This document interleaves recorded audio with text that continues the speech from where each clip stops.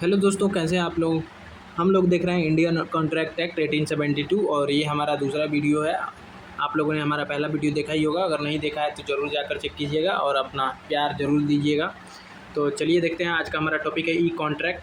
ठीक है, तो सबसे पहले जानेंगे मीनिंग ऑफ ई कॉन्ट्रैक्ट। तो एन ई कॉन्ट्रैक्ट और electronic contract is a contract which is form through electronic means such as email, website, mobile application, online platform, electronic records और other digital communication system. ठीक है, ई contract जिसे हम electronic contract के नाम से जानते हैं, जिसको संक्षिप्त में ई कॉन्ट्रैक्ट बोला जाता है, वो इलेक्ट्रॉनिक माध्यम से होता है, जैसे कि email, website, mobile application, online platform, electronic record के माध्यम से या अदर डिजिटल कम्युनिकेशन के माध्यम से होता है। ठीक है, हिंदी में आप देख सकते हैं ई कॉन्ट्रैक्ट या इलेक्ट्रॉनिक कॉन्ट्रैक्ट वह कॉन्ट्रैक्ट है, मतलब वह करार है, सॉरी कॉन्ट्रैक्ट मतलब वह संविदा है जो इलेक्ट्रॉनिक माध्यम से, जैसे email, website, mobile application, online platform या इलेक्ट्रॉनिक रिकॉर्ड या अन्य डिजिटल कम्युनिकेशन सिस्टम के माध्यम से बनाया जाता है। ठीक है, the essential difference between the ordinary contract and E contract is generally the mode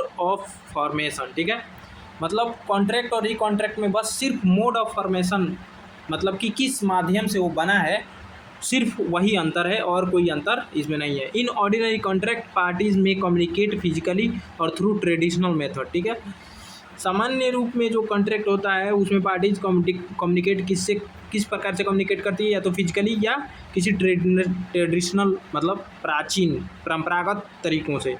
जबकि ई कॉन्ट्रैक्ट में इन ई कॉन्ट्रैक्ट द ऑफर, एक्सेप्टेंस और अदर कॉन्ट्रेक्चुअल कम्युनिकेशन में टेक प्लेस इलेक्ट्रॉनिकली। ठीक है, लेकिन अदर जो ई कॉन्ट्रैक्ट होते हैं उसमें एक्सेप्टेंस या कॉन्ट्रेक्चुअल जो भी कम्युनिकेशन होता है वो इलेक्ट्रॉनिक माध्यम से होता है। ठीक है, सामान्य कॉन्ट्रैक्ट और ई कॉन्ट्रैक्ट के बीच मुख्य अंतर सामान्यतः कॉन्ट्रैक्ट बनाने के माध्यम से होता है। हिंदी आप लोग देख लीजिएगा, है ना। सामान्य कॉन्ट्रैक्ट में पार्टीज फिजिकली और ट्रेडिशनली तरीके से कम्युनिकेट कर सकती हैं, जबकि ई कॉन्ट्रैक्ट में ऑफर, एक्सेप्टेंस या कॉन्ट्रेक्चुअल कम्युनिकेशन इलेक्ट्रॉनिक माध्यम से ही होता है। चलिए अब हम लोग सिर्फ इंग्लिश देखेंगे, हिंदी आप लोगों को सिर्फ एक बार वहाँ पे पॉज कर देंगे, आप लोग देख लीजिएगा। स्टैट्यूटरी प्रोविजन क्या है, तो Indian contract act 1872 does not contain any separate, कोई भी सेपरेट डिफिनीशन ई कॉन्ट्रैक्ट का इंडियन कॉन्ट्रैक्ट एक्ट में नहीं दिया गया है। ठीक है, क्योंकि आप लोगों को पता है कि 1872 में बना हुआ है ये एक्ट, और उसके बाद से अमेंडमेंट तो हुए लेकिन कोई ख़ास ऐसा अमेंडमेंट नहीं हुआ जिससे कि इसमें ई कॉन्ट्रैक्ट को जोड़ दिया जाए। लेकिन ई कॉन्ट्रैक्ट का भी उतना ही वैल्यू है जितना कि फिजिकली या कोई ट्रेडिशनल मेथड से कॉन्ट्रैक्ट किया जा रहा है। ठीक है, इसीलिए general principle of contract law apply to electronic contract. ठीक है, इंडियन कॉन्ट्रैक्ट एक्ट 1872 में ई कॉन्ट्रैक्ट की कोई अलग स्टैट्यूटरी डिफिनीशन नहीं दी गई है, इसीलिए इलेक्ट्रॉनिक कॉन्ट्रैक्ट पर सामान्य कॉन्ट्रैक्ट लॉ के प्रिंसिपल ही लागू होते हैं। ठीक है, अब इसके सेक्शन 2H में इंडियन कॉन्ट्रैक्ट एक्ट को डिफाइन किया गया है, an agreement enforceable by law is a contract. ठीक है, हिंदी आप लोग देख लीजिए। Information technology act 2000 gives legal recognition to electronic record and electronic transaction. ठीक है, इंफॉर्मेशन टेक्नोलॉजी एक्ट जो 2000 है वो इलेक्ट्रॉनिक रिकॉर्ड और इलेक्ट्रॉनिक ट्रांजैक्शन को लीगल रिकॉग्निशन देता है, मतलब कानूनी पहचान देता है। Information technology act 2000 electronic record और इलेक्ट्रॉनिक ट्रांजैक्शन को लीगल रिकॉग्निशन प्रदान करता है।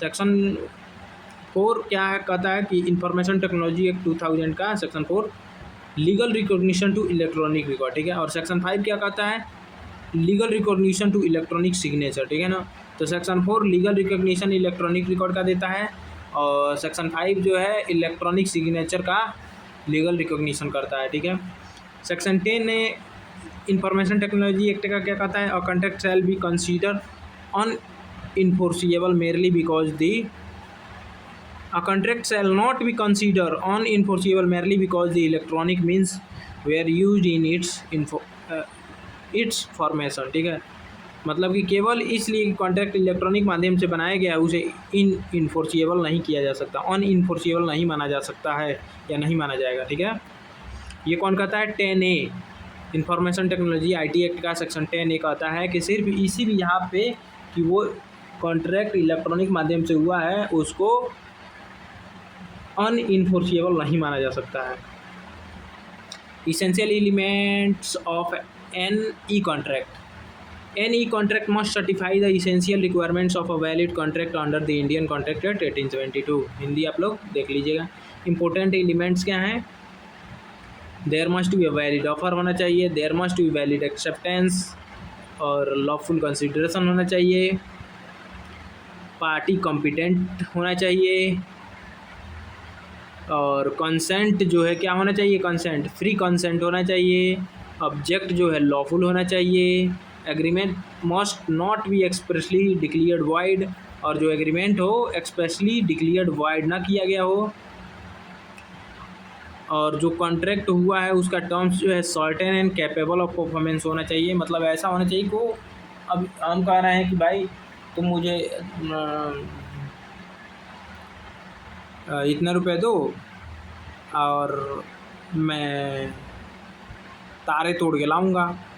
अब वो तोड़ना तो संभव है नहीं, है ना. तो ये क्या है? अनसर्टेन है.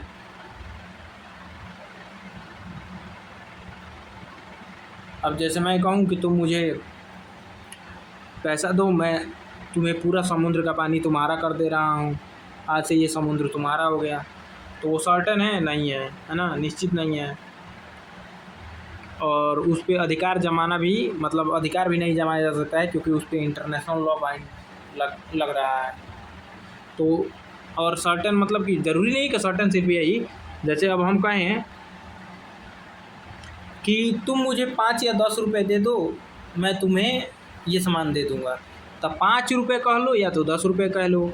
5 या 10 कहने का मतलब है वो सर्टेन नहीं हम कह रहे हैं, इसीलिए वो उसका इन्फोर्सिएबल नहीं किया जा सकता है. अर्थात इलेक्ट्रॉनिक माध्यम का इस्तेमाल करने मात्र से कोई हिंदी है देख लीजिएगा. Formation of E contract. An E contract is generally formed through electronic communication between the parties. One party may makes an offer electronically and the other party may accept that offer electronically, है ना. मतलब इसका मतलब ये है कि electronic contract में एक पार्टी जो है इलेक्ट्रॉनिक कम्युनिकेशन के माध्यम से क्या करती है? ऑफर करती है, दूसरा उसे एक्सेप्ट करती है. For example, A places N advertisement on an online platform offering to sell a laptop for 50,000. B places an order for the laptop and A confirms the order electronically. If all legal requirements are satisfied, a contractual relationship may arise between A and B.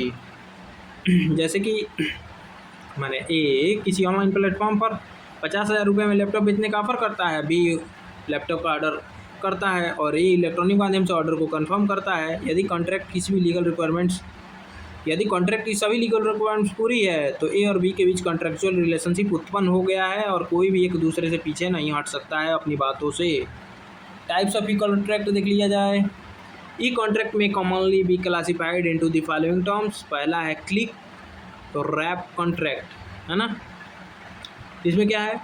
A contract where the user accept the terms by clicking I agree, accept और similar button. ठीक है ना. जैसे आजकल कोई भी permission mobile पे मांगता है तो समझ लीजिएगा, है ना, आपका इन्फॉर्मेशन दूसरे के पास चला जाएगा एक ही क्लिक से.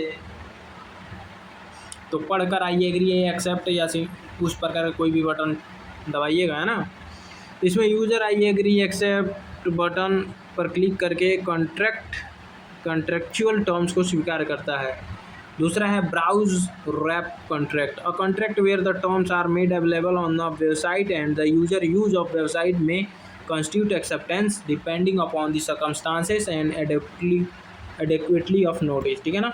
इसमें वेबसाइट पर टर्म्स का मतलब वेबसाइट पर टर्म्स उपलब्ध रहती हैं और सर्कमस्टांसेस या प्रॉपर नोटिस के आधार पर वेबसाइट का यूजर एक्सेप्टेंस माना जाता है. ठीक है. Shrink wrap contract. A contract generally associated with software और package product where the terms are supplied with the product and acceptance may be indicated by opening or using the product. ठीक है ना. मतलब इसमें सॉफ्टवेयर या package product के साथ contractual terms दी जाती हैं और सर्कमस्टांसेस के अनुसार प्रोडक्ट को खोलने या यूज करने से एक्सेप्टेंस का प्रश्न उत्पन्न हो सकता है. जैसे आप गए एक दुकान पे, कोल्ड ड्रिंक मांगे, उसने कोल्ड ड्रिंक दे दिया, आप उसको खोल के पीने लगे। अब इसमें तो जाहिर सी बात है कि आपने पैसे की कोई बात नहीं की, लेकिन इसमें बाई कंडक्ट हो गया कि भाई आप पी रहे हो, आपने उसका ढक्कन खोला तो आप पैसे दोगे, अब आप मना नहीं कर सकते हो। लेकिन इसमें क्या है, इसमें चूंकि ऑनलाइन है, श्रिंक रैप कॉन्ट्रैक्ट। अब आप कोई चीज़ पे क्लिक किए और वो ऑर्डर हो गया, आपके घर आ गया, जाहिर सी बात है कि भाई आपको पैसा देना पड़ेगा, ऑर्डर आपके घर पे आया तो पैसा दो भाई, है ना। Important features of E contract, तो ई कॉन्ट्रैक्ट की कुछ इंपॉर्टेंट फीचर्स हैं, देख ले सकते हैं। It is form through electronic communication, यह इलेक्ट्रॉनिक कम्युनिकेशन के थ्रू होता है। Physical परजेंस of the parties is generally not necessary, इसमें फिजिकल परजेंस का होना जरूरी नहीं है। ऑफर एंड एक्सेप्टेंस में टेक प्लेस इलेक्ट्रॉनिकली, ऑफर और एक्सेप्टेंस दोनों इलेक्ट्रॉनिक माध्यम से होता है। इलेक्ट्रॉनिक रिकॉर्ड में provide evidence of the transaction, है ना। इलेक्ट्रॉनिक रिकॉर्ड जो है प्रोवाइड करता है क्या, ट्रांजेक्शन का evidence. It reduce the paper work and save times, है ना, यह पेपर वर्क को कम करता है और समय को बचाता है। पार्टीज में inter into contract from different geographical location, और इसमें पार्टी डिफरेंट जियोग्राफिकल लोकेशन से, मतलब अलग अलग भौगोलिक हिस्सों से लोग हिस्सा लेते हैं, है ना, मतलब अलग अलग जगहों से, क्षेत्रों से, राज्यों से लोग इसमें हिस्सा ले सकते हैं। Authentication and identification of parties में बिकम इम्पोर्टेंट इशू, ठीक है ना। इसमें ऑथेंटिकेशन और आइडेंटिफिकेशन करना पार्टीज का बहुत ही इम्पोर्टेंट होता है। Hindi you can see here.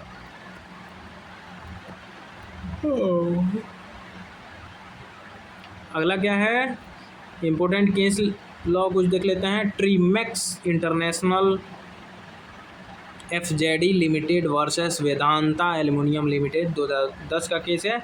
In Trimex international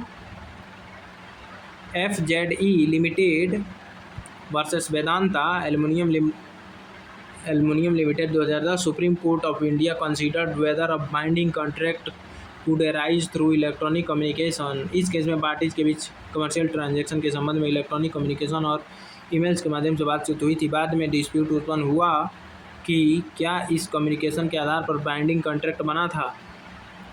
supreme court held that in substances that where the essential element of contract are established and the communication between the parties show a concluded agreement, a binding contract may arise even though the communication were made electronically, है ना।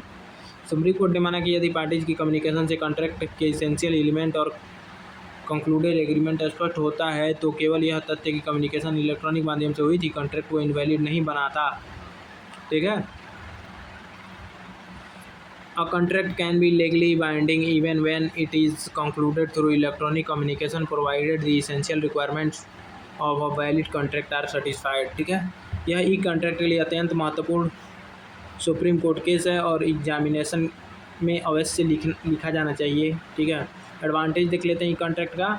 ई contract have several advantage in modern commercial transaction. E contract modern commercial transaction में कई advantage प्रदान करता है, जैसे कि time को सेव करता है ना, रिड्यूस पेपर वर्क को कम करता है, क्विकली कम्युनिकेशन प्रोवाइड करता है ना,